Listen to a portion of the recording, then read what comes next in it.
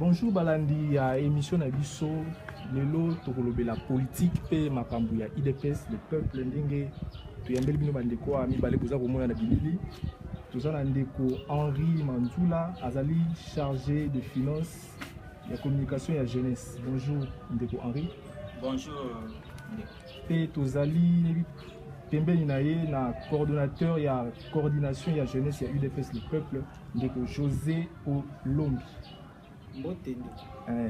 Merci de yangi invitation à Bisso. Bozali wana pourquoi question de Bosso? Pourquoi IDPS le peuple Kombo wana? IDPS le peuple. IDPS le peuple ezali lisanga o esangisi ba o union surtout bazo kabola vision idéologie ya IDPS. Mais loko les ali ya mutute eza ya peuple eza tete to soyo ka ono IDPS soki nani IDPS soki nani biso tozali na IDPS le peuple. Donc kuna o union surtout sala ezali ko ezali bosenga ya peuple ezali bosenga ya mutute ya monde ba obenga biso IDPS le peuple. Donc tokuta peuple na biso kotuna bakuta ba posa ya peuple ya monde o biso tozali fonctionnement ya coordination ya jeunesse ezali. Coordination ya jeunesse ezali lisanga o ezali na kati ya IDPS le peuple. Coordination ya jeunesse esangisi ba jeunes izo sangisa ba jeunes nyonso ya IDPS le peuple à travers le pays. Na Kinshasa na ba province et puis na kati ya Kinshasa IDPS le peuple ezali ko fonctionner na lolenge oyo. Na chaque commune IDPS le peuple azana ba représentant. Na chaque quartier na bande kala bande ko benga ngoso ki sous région na babiteni nyonso ya chaque commune IDPS azali na ba membre na kati musala na bango ezali kuna ezali nini ezali ya kosangisa jeunesse ya koyebisa bango bitumba ya IDPS le peuple ezali nini posa ya IDPS le peuple pona Congo ya lobby etelema pona bolamu ya ba congolais nyonso ezali nini. Alors, yango wana ezali comment IDPS le peuple va fonctionner. Pe IDPS le peuple tokutanaka chaque lundi. Chaque lundi to sala ka réunion assemblée générale ya coordination ya jeunesse ya IDPS le peuple na to sanganaka na Lemba Camp Riche na avenue échangeur numéro 27. Ici ka siège ya IDPS le peuple ezali. Wana nde tokutanaka chaque lundi. Mais soki to zana quelque chose où ezali ezana bosenga makasi to sala to zaka na réunion moko extraordinaire jeudi na 16h comme d'habitude kaka na siège na biso pe na IDPS le peuple tozali lisusu na ba activité belé to sala o tozo benga nango jeunesse o nyonso alingi koya kusangana na biso kokutana na biso aya parce que tozo bunda vraiment pour na bolamu ya Congo changement lobby oyekoya fo jeunesse nde azala locomotive ya changement ndeko Henri Manzula tout le bilana nous masolo ya boycott tolandaki bino a boycotta élection processus depuis juillet de l'année passée libisa biso nan to eli biso nyoso ke objectif ultime ya parti politique eza pour conquérir le pouvoir et pour conserver le plus longtemps possible. Merci ndeko yango tena zongisa e yano na motuna na yo na lingi ko yebisa na bandeko bazo kolanda biso te nazana ba casquette ebele na su ba casquette nyonso na pona monde professionnel to zali na syndicat to zali na makambo soso petali mangomba na kati ya betungala biso to zali na su ba casquette nyonso na tsango pembeni ko lelo bezo kolobela makambo pays politique ko to za politique et le bezo lobama makambo ya IDPS le peuple pour mingi bakotuna pour la IDPS le peuple nenge cordon utikolo omoni IDPS tango salamaki zaki plus les valeurs nous prenons les valeurs nous prenons les valeurs pour les combats de la médiocrité nous prenons l'excellence ozomona c'est-à-dire idéologie nenge ndeko utikoloba c'est-à-dire idéologie la IDPS etikali lisusu na bande côté mingi bakomi ko sala combat ya mbongo ya falanga yango monaki te biso IDPS le peuple tolingi to se démarquer na ba oyo to zalaki na bango mususu wana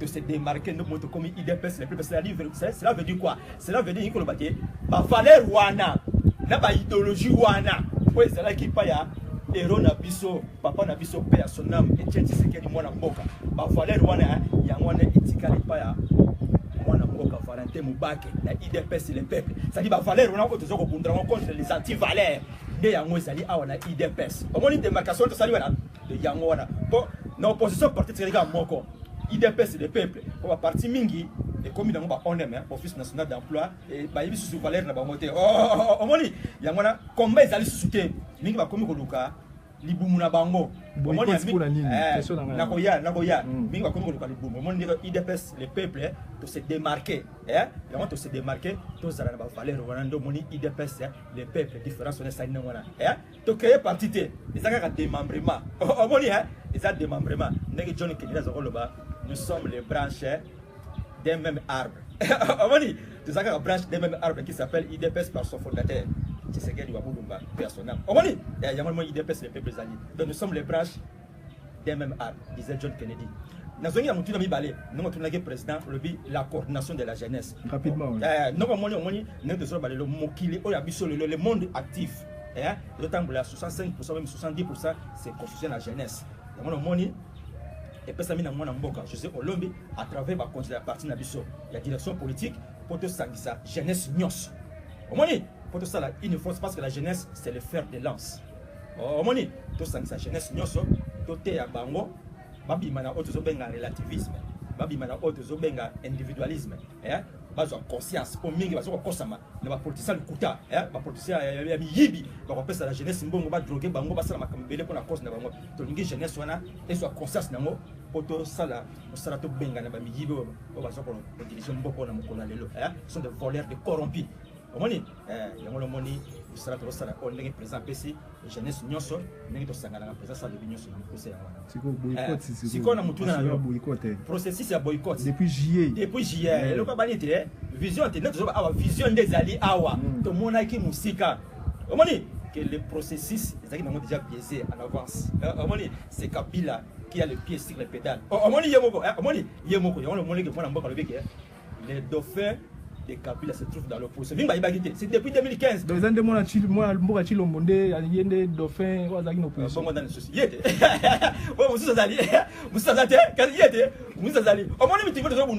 So wakina Guinée Bissau so wakina Guinée Bissau tuni mutu moko bazo benga politicien moko bazo benga Amilcar Cabral azaka ingénieur civil na Guinée Bissau Amilcar Cabral tanga bani bitumba bazo kosala mingi bazo pesa chance te bazo kanisa kazo sala mais tanga zo sala tali sabato ndé mboka zo kotambola le peuple guinéen a pris conscience na bitumba yo Amilcar Cabral zo kosala ndé ya bitumba mwana mboka Valentin Mubake Numbi le phénoménal zo kosala donc to monaki musika ke le processus wana za biaisé moto ke nango za so ko nango de so crédibiliser davantage Chilombo na basibir na ye ya Kabila omoni donc Chilombo na kana ye ba Kabila ya Kabili omoni so bakoti kuna na Félix Chilombo omoni IDPS le comme l'âme de la majorité ils ont ce qui le donne ce qui le donne papa la muki mingi ko beta film mingi ko kufa omoni pour IDPS comme l'âme de la majorité ils allaient sonner mingi pour le biso.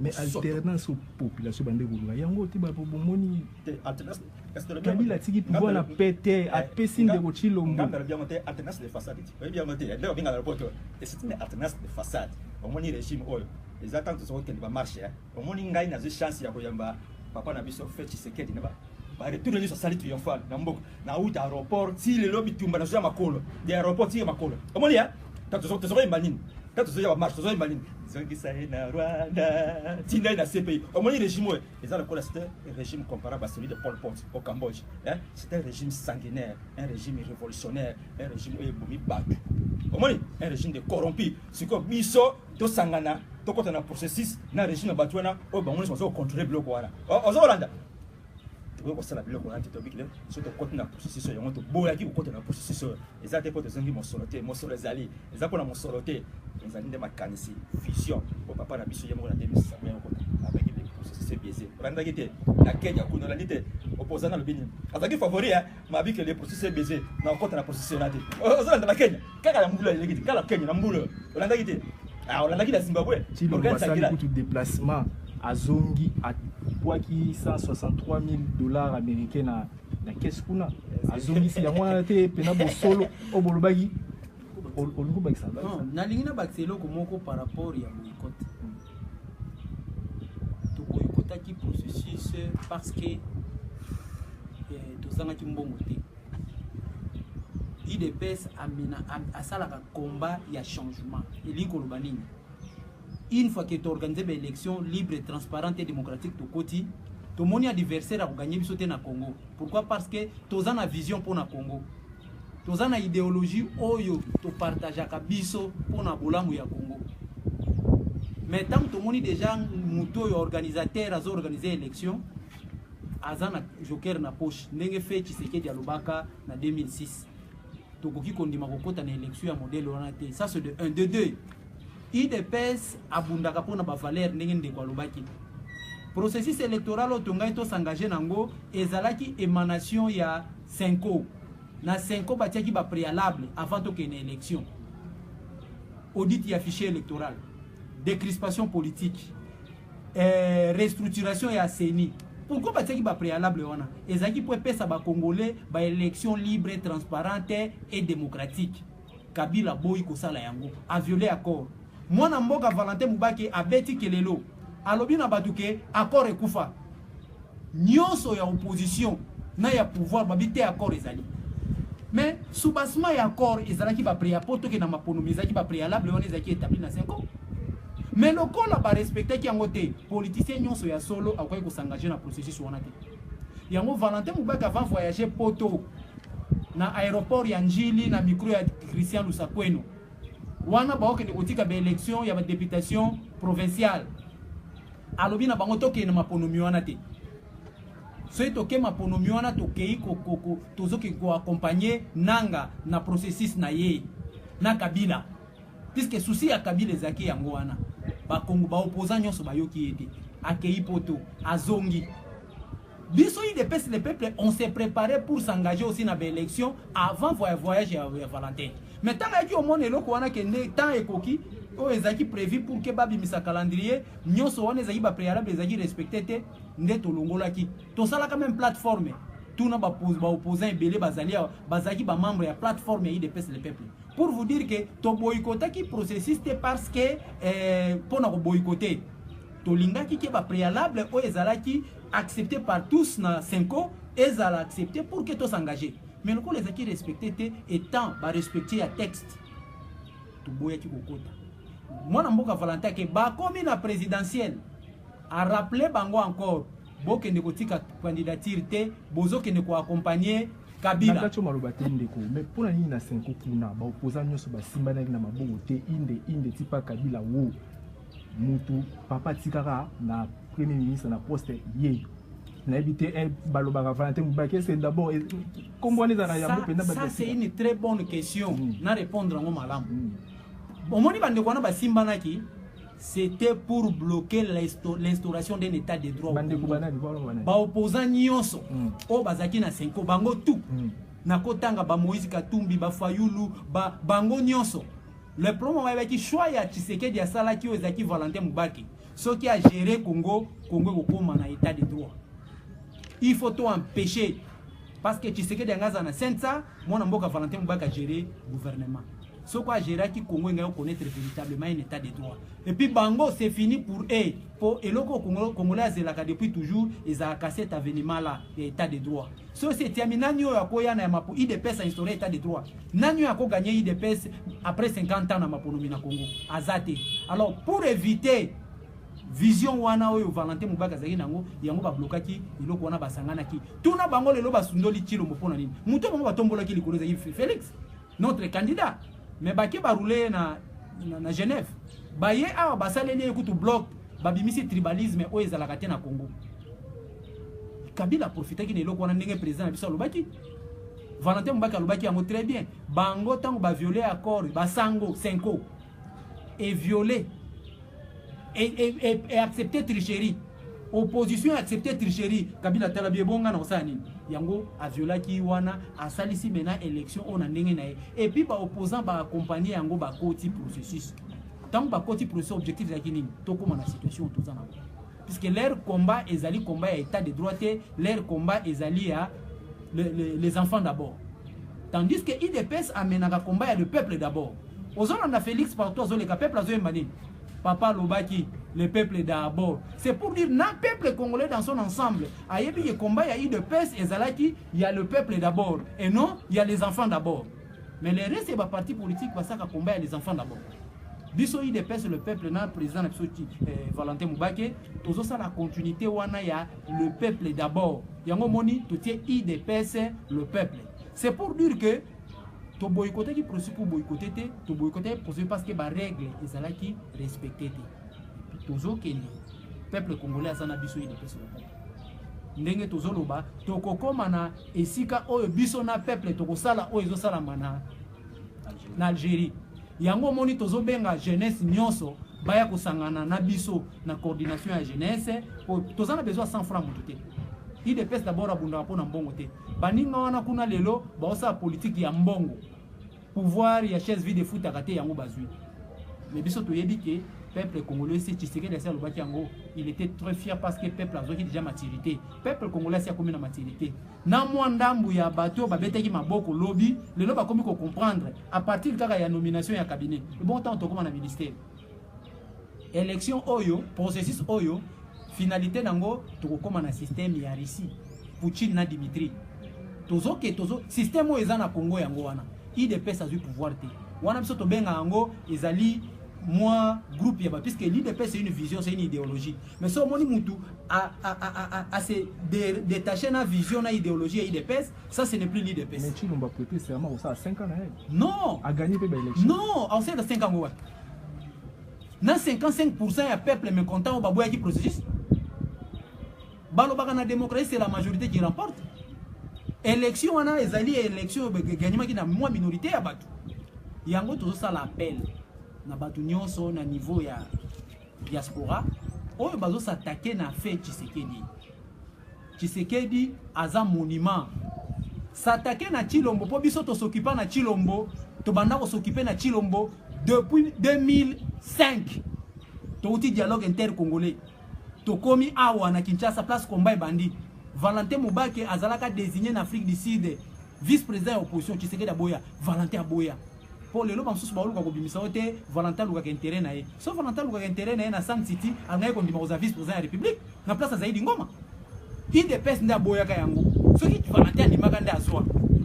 Les longtemps basu ba bagano Valentin so Luka intérêt parce qu'il insiste sur makambo ya 5 ans. Il insiste parce que Tshisekedi oyo abane ko incarner ba aspiration ya peuple congolais a comme déjà au soir de sa vie. Ce qui te laisse une période où on a un sima. Il y a beaucoup qui insister parce que tu sais que dans le bagage nae, ce qu'on a eu kuna, qu'on ne peut pas la pancarte, mais ma biso vite dans l'élection. Objectif est d'acquérir, on a coûté état de tout. Donc Valentin Bundaka pour l'intérêt n'a été pour l'intérêt. Merci beaucoup.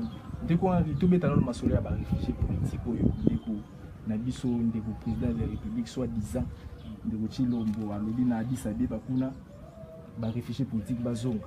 Yeko awa na mboka ba réfugiés awa entre biso na Angola a régler nos problèmes na ngote ba tuer rukuna na Utembi na Yumbi a régler nos problèmes na ngote makambo ebele kolia ya bato a régler na onti karamba moka sota ki na diaspora bazonga bakolia ni so bazongi bakolmela nini bakolata nini. C'est de l'arrogance politique.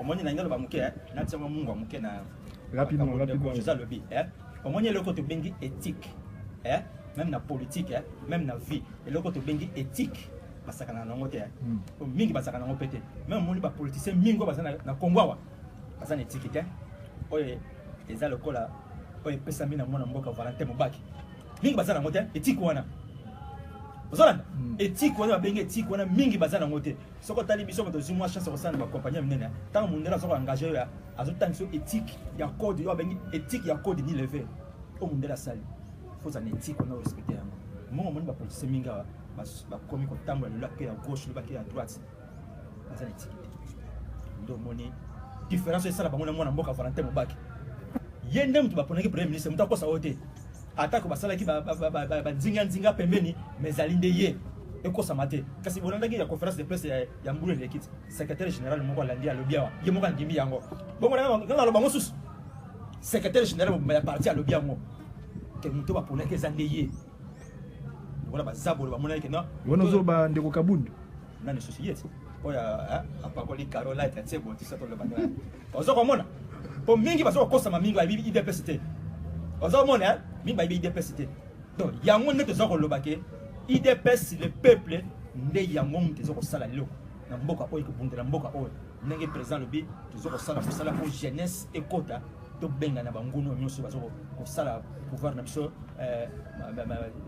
mobulu akati na mboka na biso basanga na Kabila na Kabila batami na sima apesi bango et comme le roi na ici pouvoir à Poutine na Medvedev à la version congolaise au moins juste on dit miloko wala te biso a congolais to dit miloko wala te attaque basolo ba prêter serment c'est le côté kasi nani na Chili pe Salvador Allende après ça serment tant que Chili va voter Salvador Allende en 1962 Salvador Allende car on est dans un fanatisme les gens sont dans un fanatisme ancré mais tant que toi il Salvador Allende azalaka marche-pied américain marionnette américain mingi basonga ki sima basonga ki bato ndenge pe to lingi lelo awa na kati na mboka oyo Chilombo azani kaka neto zoloba na lopoto un président quasi fantomatique un président sous surveillance bolingi alternance yango te Kabila tiki mususu aya koti alternance de façade de papa alternance de façade yango ndeto zoluka to lingaki ya boyete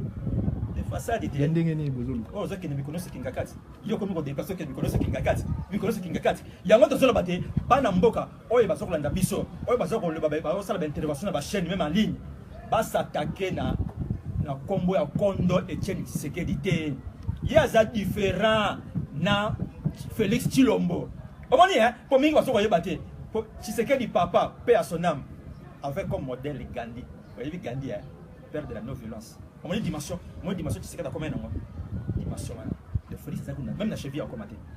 Même la cheville a commenté. Donc il faut beaucoup de respect na Kondo papa Félix Tshisekedi.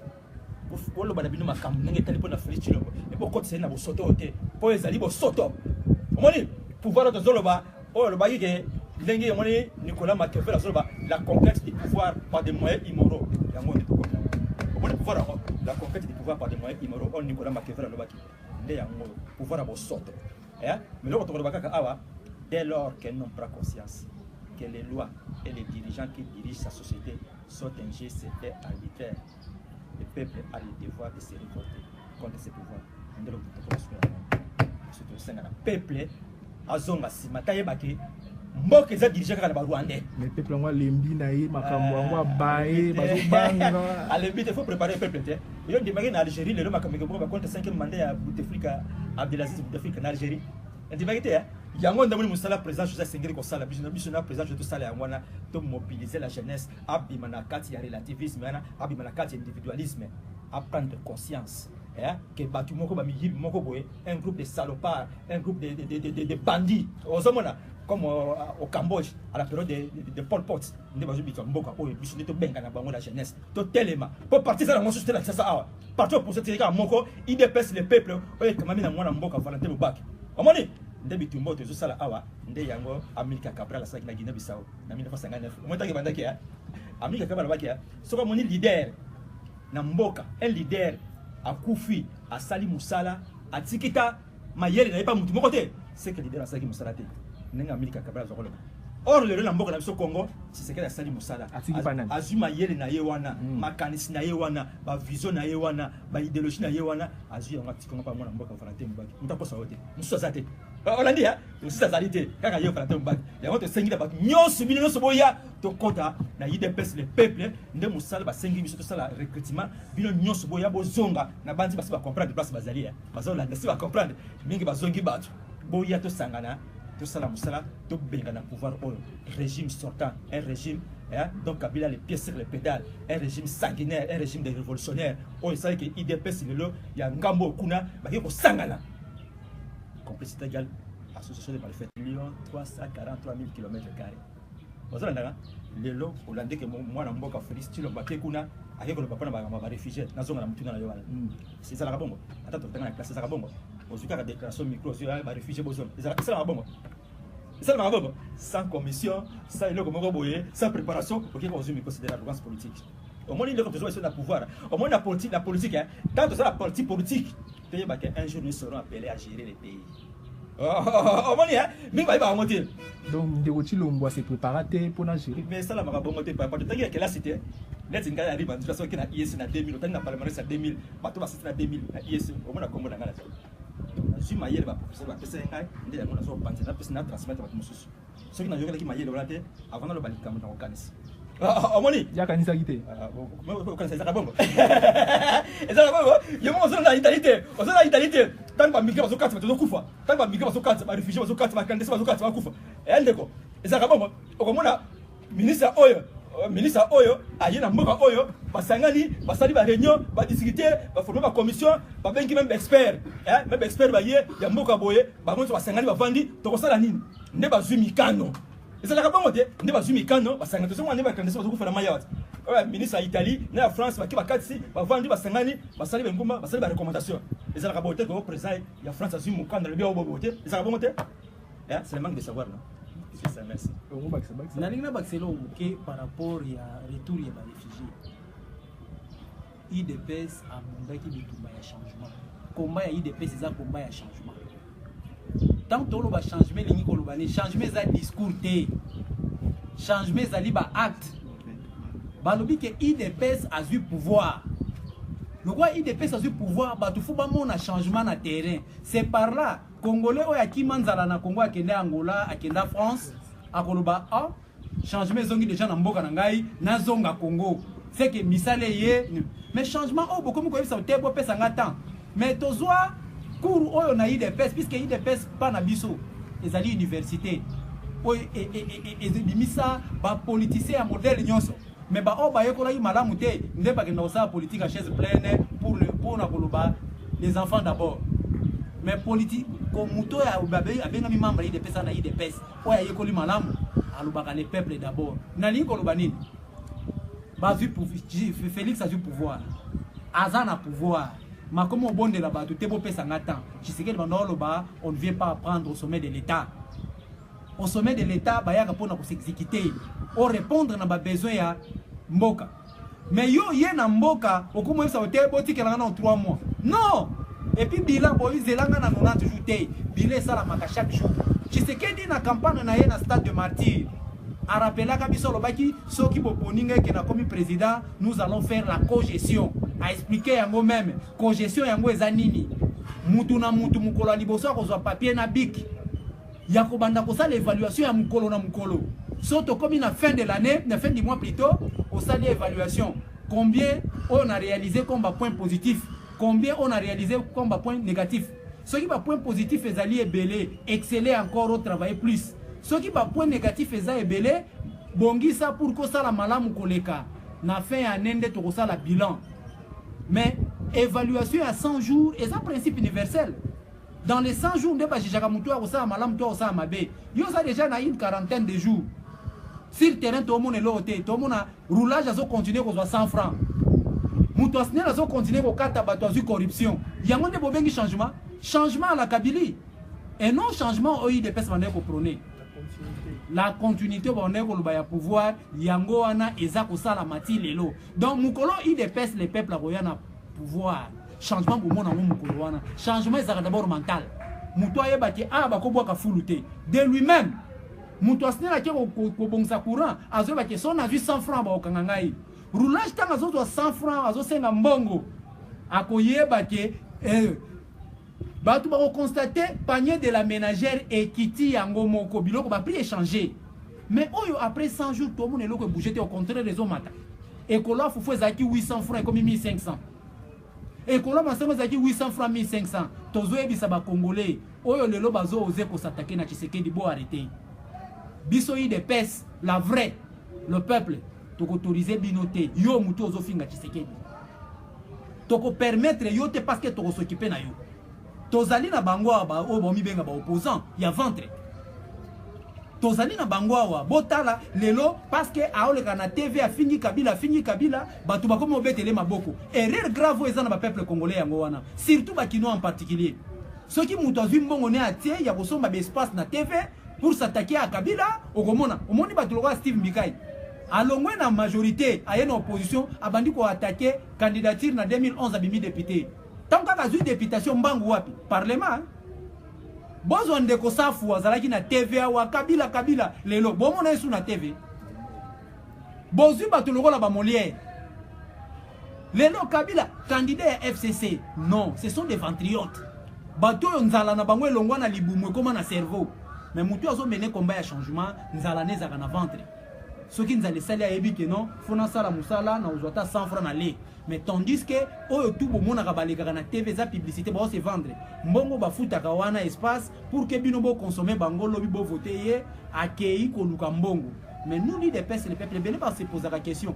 Mais bino bozana ba vision ya bien bo mona na TV na TVT pona nini. To le kanarate poto se vendre pour que lobi bo pesa biso lobi to ke ne ko trahir bino.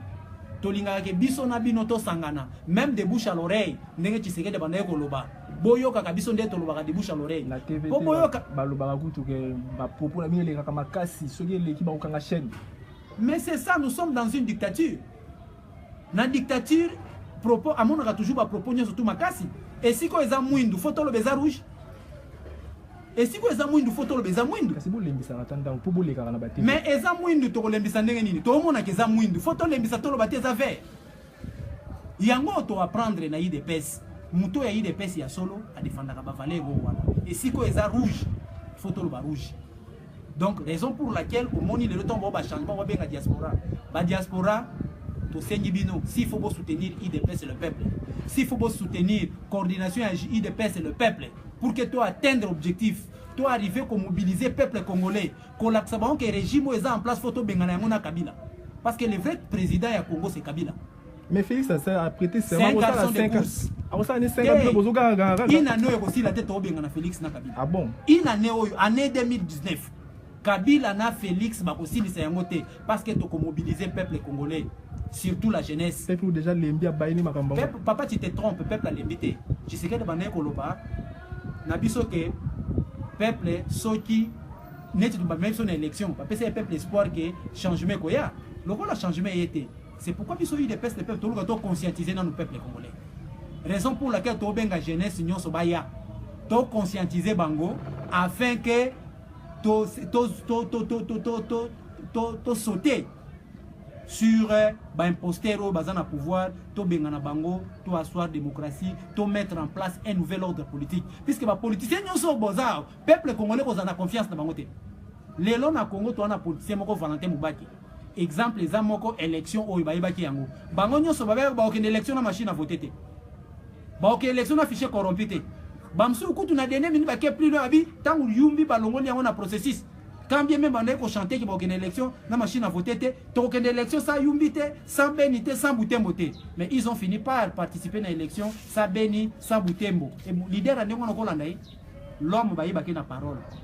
La force est Tshisekedi parce que quand il dit quelque chose, à côté de l'analogie qu'on a jusqu'au bout. Mais moi déjà soupane, à ça attend la muka, babingana Kabila. Non, la muka va ça collaborateur ya Kabila. Yo kosa mutulwa muzito comme si opposant. Nani a géré banda kunyonso oya yibi atongi à travers le pays même à l'extérieur mutonde mwana ko sala opposition yo kanti so tolbito sala marche awa titre triomphal muzito akotambola na bandio beta lacrymogène muzito na kati ya marche bato to mona bango ba sala ba marche na ba jeep pembeni soka ba monika ba jeep ba sodé leki a benyi jeep akotia a dévier donc combat oyo tozo mener lelo tozo benga ba peuple jeunesse ya Congo baya ko sangana na biso IDPS le peuple pour que to bengana bato diaspora bino bamsusu boza ba applaudisseur lokola peuple congolais na Kinshasa et puis bino aussi ne boti bo memaka population ya Kinshasa na baerere belé na ba soutien na bino aveugle parce que mutu mo azaki na poto asali na bino ba émission kuna na TV tanga okita mais ayebi galère ya Kinshasa te pour défendre le Congo il faut vivre awa longtemps oye ba situation ni ba congolais bazo vivre na Congo mais yo uti libanda okoya na légèreté nyonso awa et puis omoni ba congolais ba soutenir na ozonga limbisa ngana zonga na elema moko muke Tshisekedi aboyi kokota na ba élection ya 2006 to monaka mutu moko uti poto aya soki kashala ono candidat président il est soutenu par les Américains azana ba avion azana ba hélicoptère. Tout ça ezalaki parce que Tshisekedi alobaki tokota na élection te ezaki seulement pour inciter les Kasaïens na processus électoral parce que bayebaye ke Kasaï ngai ko boycotter processus wana mais lobby a tomoni bango ba diaspora boni na processus moko kaka tomoni a se retiraki à la fin avant même tenir l'élection mais tous les autres na ba opposants soi-disant na ba di oba utaki diaspora na ba msusu kutu bazwaki message divine yene nzambe aponaki fois à la président bango nyonso ba accompagner ba imposteur na pouvoir conséquence nango lelo tozana Kabila bis oba benga Chilombo Félix Chilombo donc un garçon de course Kabila batamika na simane les vrais mais yo présidence ya république c'est une institution. Est-ce qu'une institution peut se déplacer pour qu'il ne vers un individu? Tant que président, une institution s'est déplacée pour qu'il ne vers un individu. Au combien on a pouvoir? Le vrai accueil qu'on ça le rapport d'un vrai président, qu'on a instruction pas un vrai président. Et puis Kabila a militaire en retraite. Aux hommes on a une rencontre officielle n'a tenu militaire. C'est pour vous dire quoi? C'est un guerrier, mais à Koutani n'a eu de le peuple. Ba vrai guerrier. Tozo bengana ye na Kabila na Félix na nenga bomani wana. Toko dénicher ye kune sika zali. To bengani bango ba kimi bango nyonso. Merci beaucoup Ndeko. Papa Henri. FCC na cash ba signer communiqué conjoint de FCC et cash. C'est pour faire une coalition pour na ba gérer ensemble de sa gouvernement de coalition. Ba yokani que formateur il y a gouvernement à pour na FCC. Kubenda na benda na informateur ici parce que bino il pèse les peuples bolobini pour na makambo la ya mbotena zomisa ya na motuna na yo kanda ko tsama munga muke na malobo ndeko za utilo ba concerner la diaspora oyebite na mboka na biso la diaspora représente à peu près 60% iba mbongo batinda o biso sokendaga ba wesere nyone ba monogramme ko ba mbongo bandeko batinda biso ça représente so yo ki rapport ya wesere nyone près 2 milliards de dollars. Aujourd'hui, ça veut dire quoi? Ça veut dire que Mboka Sotangola Malamo Té, Hollandais, attends que les gens présent à côté, soi-disant un président sous surveillance à côté, tout ça. Peut-être à la maîtrise de la bio comme sous, autres sont bien en économie, net bateau d'échange, bateau d'inflation, bateau bancaire, le voilà peut-être à la maîtrise d'un côté. Aux Hollandais, au sommet de président Tamia Thomas Binga Bobaxambon, ça tenir compte, il y a une indice reste. Elles ont le marché. C'est quand on va travailler bon. PIB, oui, c'est la maîtrise de notre aux hommes, il y a une arrogance politique. Nous sommes au monde. On l'a pas pour on a passé à soda mbongo $400. Au salaire de production, mon côté, dans 400 mbongo, on a côté. On va passer là-bas tout bon. On l'a la mouille dans boutique. Au produit de l'eau, mon côté. Il y a un autre que moi, ma camote zoro loba. Moi, je suis éthique. Opposant, faux opposant, comme les gens se comportent comme des gaz carboniques. Opposant, nous sommes comme le loi combien au sommet président parti politique comme porte-parole. Les alaga, il y a président parti politique comme porte-parole. Il y a président parti politique comme directeur de cabinet. Au moins niveau politique comme d'abord. Il y a un autre gens qui sont là bas dans mboka diaspora pas nous aux alliés là. So moni battu ba yuko bo benga na bango. Ndeke ba lishira bazo sala bazo kolangati. Bo benga na bango nyuso bakina baza ba yibi. Ba complice à peuple congolais. On le sozo comme wana. On moni professeur moi zokolo ba le professeur Tiba azolo ba c'est la mangeoire. De comme le na bango cop na bango ko ba lia ba mbongo peuple mo na passe la mangeoire. Au professeur Tiba zokolo. Les boutiques l'État 5 ans. Mais les Brésiliens n'ont pas donné l'État à Lula. Les Brésiliens n'ont pas donné l'État à Lula. Pouvoir changer le Bakangiri, le bâtir la prison, 10 ans de condamnation. Pour ça, il y a un crime économique. Hollandais, nous, là, ça y a un crime économique. Mais ça, il y a un crime économique indescriptible. Il y a un crime économique. Il y a un crime économique. On a dit que les gens qui ont sorti de la salarié, ils doivent rentrer au Rwanda. C'est quoi, ils ont été tout ça, ils ont été menacés. Donc, beaucoup complices des bâtiments robots. Vous êtes une association de malfaiteurs. Il y a une association de malfaiteurs. Dans l'Ati Bosso, association de malfaiteurs, comme on dit en droit. Mais nous avons communiqué avec FCC na cash. Qu'est-ce qu'on va mentir? Nous avons mentir de crédibiliser l'eau qu'on a bango du COP, on a bango depuis 2015. Au moins, Iziba, Venise, Ibiza, Venise, tout ça va accueillir avec un passeport diplomatique. Loger et nourrir dans l'État. Avec des passeports diplomatiques. C'est grave, hein? On a dit en Afrique du Sud, quand Mandela a sa négociation, les dirigeants ont un passeport individuel. Il y a un passeport. Mais quand il va voyager un passeport diplomatique, on dit que les bandits depuis 2015, ils ont battu un héros. Ils ont concrétisé un complot contre le peuple que nous dénonçons. Haut et fort.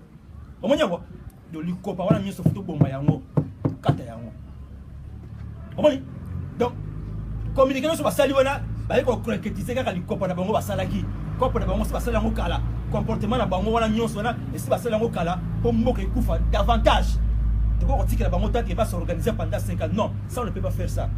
Soit on s'allie à moi, c'est que nous sommes aussi complices d'une situation que nous héritons. Donc il faut chasser ces pouvoirs. Il faut chasser ces pouvoirs à la dimension de Pol Pot, comme au Cambodge. Vous avez un bon salaam. Mentalité. C'est-à-dire la conscience. La diaspora, surtout de l'autre la jeunesse doit sortir de l'individualisme. Le fanatisme, nous sommes jeunesse, tout ça, la conscience. Même la jeunesse, on va chercher que sa conscience, nous travailler conscience. La mission de Bandela, Amérique Cabral l'a fait en Guinée en 1959. Voilà, ça, moi, le secours, tu as tellement qui a bien la génération de Gaulle. Non, en 1959, c'est parce qu'il a failli le courage. Courage, on dit, on va biso, tout ça. Donc, on communique avec FC National, et ça va magouiner bango, et comme ça, sauter, pas dans le loté, et comme ça, sauter. Aux Olanda, et comme ça, sauter, le directeur de cabinet, il y a son mot de Pagala, n'a pas à Sangani, va signer communiqué, va se ça, informateur en coulisses. Yo, bien informateur en coulisses. Yo, quand on tient informateur à niveau, nous allons au commissaire à la première grade, à l'université, à ceux qui a l'université protestante, ceux qui a faculté, la première grade, comme informateur. Niveau nous allons mailler la politique aux allons osons conservatoire au moins ma camote de le couteau les mensonges. Un pays ne se construit pas sur les bases des mensonges. Au moins biloko nyoswana banti valeur nyoswana ya ngo biso IDPS le peuple trobi il faut te porter en dehors makam nyoswana to bengana yango ya on te zo senga la diaspora nyoso bato nyoso zo ko ba be o tele papa na foti sekedi azo se tromper cible za yete cible neza Félix oyo apesi biso retard munene toujours retard munene mbe bato nyoso bengana ki bango nyoso na bachakuna bango lenda moni ebele bachakuna de batombi ba combien ebele loko ba pa manyoso wana déjà qui n'ont pas la conscience sans éthique la politique donc il y a de sengi la diaspora la jeunesse nyoso congolaise à travers le monde to sangana pour te bouter dehors pouvoir oyo moni oyo na lingina compléter mukende ko ngai na oyo uti ko basiko par rapport ya accord ya FCC na accord ya FCC pour retenir une chose. Tolobier Banda les lotés, c'est depuis 2013. C'est depuis 2013. Venise, Ibiza, Monaco. Et l'ingé ko solde ne loko moko babi misa gouvernement oyo IDPS l'ingé ko soit primature Kabila tikali président. À l'époque, ba émissaire Tshisekedi malade na Bruxelles. Ba émissaire ya Kabila auprès ya Tshisekedi pona ko valider loko wana André Kimbuta na Cheo Kitundu. Bah comment pas Tshisekedi ça bon que IDPS a pour jamais ko sala rapprochement na bino. Mais bah continuer qui na yango dialogue ya Kojo à l'époque ce que boyebité bah to limiter mon norme dialogue yango wana o ya Kojo. Biso IDPS le peuple na Valentin Mubaki de tout ça l'échec. Na dialogue wana ya Kojo ya nini? Na dialogue à Kojo objectif au moni bataki Sami Balibanga ingeza la officiellement Chilombo comme premier ministre ya IDPS donc va concrétiser accord na bango mais sous le dos ya IDPS mais ezalaki IDPS te mais Tshisekedi pour kata yango pona kolakisa na bao ba ofinga Tshisekedi abenga ki Kojo kabiliste monene élément wana ya kobenga Kojo kabiliste monene yango ekata isuka ki wana te il y avait eu aussi une décision mais ta fin na aventure wana le 30 mars ya Kojo. C'est pour dire elokobo yango mone pour memaki disparition ya Tshisekedi. Baki on comprendre que Tshisekedi nda komaki obstacle ya complot na bango wana ya kofana na pouvoir entre IDPS na Kabila. Comme Tshisekedi a comme témoin gênant tant toké na 5 ans, balobi faut éliminer Tshisekedi physiquement. C'est ça la raison ya Tshisekedi. Parce que ceux qui Tshisekedi azalaki vivant et lokoyo et salami lelo ingai kotika la kosala maté. Donc mais posez-vous la question, Willy Michiki prophète ya mboka ni. Alobi que j'ai même ma main à couper, ceux qui Tshisekedi a kuzongia wa vivant. J'ai même ma main à couper. À quel plus loin même. Alobi d'ailleurs Tshisekedi ani na posé à sensa wana te pour à diriger na yangote. Mais Willy Michiki aza libre, mutu mon côté akenda osala plainte. Comment est-ce que Willy Michiki beke Tshisekedi okufa? Donc au bon moment le peuple congolais est comme ça binoté pour nabiso accord ya FCC oyo ba officialiser yango devant tout le monde. C'est quelque chose oyo bandaki yango da ende zaki cause ya maladie ya Tshisekedi. Maladie mais étant malade azo faire échec na complot na bango wana jusqu'à ce que ba eko éliminer moni Tshisekedi azate ba concrétiser eloko na bango. Donc pour nabiso accord eza surprise te. Ndeko Henri Malubeza ka mboka yo to moni ba sanction ya États-Unis kwei na ya Suisse abakisi mais boni bato bapesi bokonzi pa ndeko Tshilombo bazo sous ba sanction to yo ki sanction contre ndeko président ya Seni nanga na adjoint na ye na ozwi sous président ya Assemblée nationale obemi na ku bendenge ni makambongo. Mais wana ozongika na mutuna no tuna ki biso liboso pona nini boboyikotaki processus elingo bakeka biso tende to boyikotaki processus même communauté internationale. Mutu akosa yote que communauté internationale ezo soutenir yende teki Kabila na pouvoir te Félix Kabila nda te Félix na pouvoir. Communauté internationale tende mutete Kabila na Félix na pouvoir. Kabila nda te Félix na pouvoir.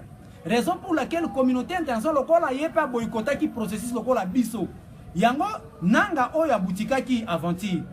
Obemina ku oya salaki ba loi bidon pona ko permettre ba élection ne salama. Cour constitutionnelle oyo a validaki tricherie wana yende mutu asale yango moni communauté internationale pona ko laksa ba congolais que nous sommes de cœur avec vous. Nous sommes de cœur avec vous. Yango ebimisi ba sanction contre pouvoir. Et li ko lo bakende na lobai na yo na Congo parti tikalika moko ezai de pèse le peuple. Na Congo leader politique azaka ka moko eza Valentin Mubaki. Bango wana comme leader alobi na bi batu bokende aboyiko kende élection na kotika candidature. Biso pays de peuple comme peuple tolobi ke mutu akokende kotika candidature te comme ni comme député provincial ou national. Donc biso na communauté internationale tozali en commun accord en collaboration par rapport à nouvel ordre politique oyo tozokozela na nouvel ordre politique ni kolobanini oyo cardinal Mosengo alobaki faut que les médiocres dégagent. Yo yebi déjà que ndenge président nga Mubaki alobaka mayo batie poison lokolo sali 2 jours ozomela maïté olobi tie na mela kaka malgré ça na poison. Maintenant nzala peut-être ko vivre 4e jour ko vivre 6 jours 7 jours mais ce qu'on me dit poison wana oyo faut kufa acide faut kufa lobby est-ce que comme lobby on melango et puis leader politique à côté et puis on n'est plus loin wana ndeni processus électoral mais processus électoral bango ba beza vicier machine à voler bango bengo machine à voler pas machine à voter. Mais comment il y a une machine à voler, on dit qu'il y a une élection. Donc, il y a suicide total. Suicide total. Donc, pour Nabiso, IDPS et le peuple, processus oyo loko les acquis mabé et que basel on a mabé faux peuple congolais totel comme un seul homme to bengana Kabila na bana misala na ye. Je vais pas ici parler de Tshilombo pour ça mona musala. Na cité to bengana Kabila na bana misala. Tshilombo donc mona musala. Asa mona musala donc faut to bengana patron qui est Kabila. Message ani ya sukoza na ngupo na jeunesse congolaise na diaspora. OK, merci beaucoup. Message ya suka na ngina s'adresser na ba jeunesse kinois en particulier. Biso tozali coordination ya jeunesse ya IDPS. Tosanganaka chaque lundi bitumbo to mené oyo coordination ya jeunesse ya IDPS ezaka kapona ba membre ya IDPS le PPT eza pona ba congolais nyonso ba kinois nyonso ba jeune nyonso oyo bazali ko bunda pona changement na mboka na biso et que bazalaka na courage wana te baya ko s'associer na biso to sangana po balobaka union fait la force. Contrairement union wana fait la force ezali dans les règles. Pourtant ozoya soki ba otinda peut-être kende kota kuna pour déstabiliser bango ndenge zalaka tomonaka na balusha nini okuta biso za IDPS le peuple. Soko yo okuta ordre ezali awa soko zo s'attendre ya pour déstabiliser ozo se tromper. Il y a ka vraiment na bon sens okota to travailler ensemble to bengana régime ya Kabila oyo to pesa na ba congolais véritablement état de droit changement ya solo oyo to komona lipa ekiti maye bimina ba pompe nyonso courant permanent na ndako nyonso bana bakie classe ndenge constitution zoloba gratuité et enseignement primaire basi bazo boto fele basi ba boto mais mutu so azo sala za dia na salaire mo fo boto mo sino fele mendego chibala lubaki yango Kabili. Tibalate Sami Badiba. Wana Kabili. Donc distraire l'opinion hein ko bakazana discours ba faut ba adhérer na pardon vision, ba ba adhérer na vision na lo babu. Donc sans vision. Donc to bengi ba jeune wana nyonso boya. Biso IDPS et coordination à jeunesse to sanganaka na Lemba précisément na Camp Riche. Na avenue échangère numéro 27. Numéro na biso ya contact ce bolingi bozo biso. Eza d'abord 085 433 66 57 085 433 66 57. Tozape na chaîne na biso o so bolingi bolanda biso bomona ka makambo yo eza bongo na YouTube IDPS bar le peuple TV officiel. Donc IDPS le peuple TV officiel bar le peuple TV officiel. Donc nyonso ya biso so ngwe ba activité na biso bozo ka ba message na biso boko kuta yango na chaîne wana. Et puis to sengi lisusu na ba diaspora boko ki ko aider pour soutenir biso moralement, physiquement, soit financièrement. Na ba contact wana bomoni pour na vous permettre le combat oyo et atteindre objectif na. Mais biso problème na biso bozo biso te lokola batu wana oyo ba landaka ba dirigeant pour na ba 100 francs. Pour IDPS le peuple soka zalaki genre ya ba congolais nyonso Félix azana pouvoir. Tozomi benga bato IDPS. So oke kuna elongi oyo so oke na limité bilongi omoni awa. Ba yebi biso neto landi pe kuna toketo qui vous dit que c'est toke kuna tokozwa esika ozwa 100 francs tende ba balandi yango. Mais combat IDPS ezo wana te. Yango moni to tikali ya po combat na biso za ba congolais nyonso. Ils ont un groupe de gens. Merci beaucoup. Ok, ils ont un groupe de gens. Papa Henri le bano asuka. Bon, pas le basuka avant de banda le basuka le bayasuka to ba yasuka te mais pour te kufite to zali. Yasuka te pour te zana bon moyenal. Nan to kufite. Mais lokata to ba na banda ko ka zali ka ke. Pour mingi ba bosana ke ngai moko na adresse na Facebook na publier le 7 mars 2018. Ça fait une année hein. Alors ba ke les dieux sataniques Félix Kamere, c'est pas un ticket gagnant. On a publié ah bon ya ça qui banalise na ba que les dieux sataniques Félix Kamere n'est pas un ticket gagnant mingi ba kosa make auto monaki omoni ndenge mboko zo tambula lelo bande ko na biso to conscience que mboka eza liberté ndenge ba musu bazo sa ba illusion bazo kanisa mboka eza liberté mboka ezali na bulu yeke mboka ezali kaka na bulu yeke yango to senga mboka ezali pris en otage ndenge ba lobaka na lopoto mboka ezali na mobulu yango to monique biso IDPS le peuple ne parti etikali kaka moko bere na Congo parti mususu ezali te mususu ekomi nango parti ya office national d'emploi donc comme on musala au pesi CV na $10 ba likolo musala donc combat ezali te combat nde ezali awa to landa exemple ba algérien omoni to landa ba exemple ba algérien po yemoko papa na biso Tshisekedi avec comme modèle Gandhi et que Gandhi mo azalaki père ya no violence tout ça la bitumba tout bunda bitumba pour na ko libérer mboka oyo. Mais concernant la jeunesse ndenge to yebeli et que mboka lelo la vie active est dominée par la jeunesse 70% est représenté par la jeunesse nde ozoko yoka baba konje belé bazo sala ba conférence sur la jeunesse c'est parce que bamoni que la jeunesse est la mutu ya mingi na kati na mukina biso soko landi na ba nzela ya bidili c'est que représente la jeunesse aujourd'hui Olanda qui lobby na Mali awa batu ba uti poto baye ba jeunesse ba sa l'émission pendant la jeunesse c'est parce que la jeunesse c'est le fer de lance de demain nde yango to lobby ke ba nyonso bazo kolanda biso ezala na poto ezala awa ba jeune nyonso boya to sangana pote to poussa liboso mboko na feke liboso à travers IDPS le peuple poto bengana pouvoir ba miyibi oyo ba usurpateur ko bazo ko diriger mboka oyo na mongune ya lelo oyo président ba tie un président de fait divers un président qui a les mâchoires croisées, pour nouvelle ordre politique, business et belle na mboka oyo batu ya mayele. Au moins ba belge bazoko loba trop d'élites, beaucoup de problèmes. Mais l'élite c'est bazali le société. To tika na bango te oyo batu ya mayele zoko benga na Valentin Mobake mwana mayele. Mais l'élite c'est bazali société. Ba komi ba corrompu, ba komi ko na mingi mbongo mosolo.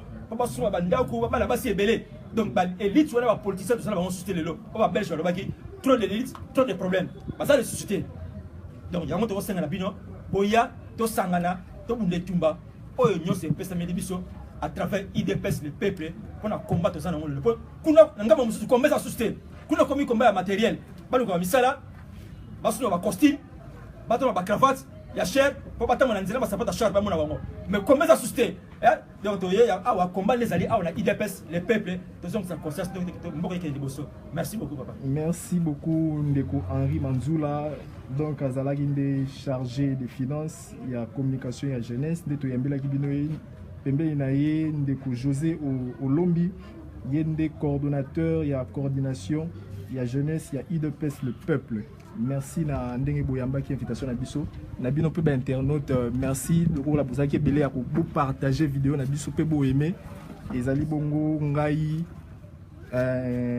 mutu na bino na kombo ya fantôme kombo na ngai ngwana donc merci beaucoup émission na bino esili à nous revoir à la prochaine. Merci.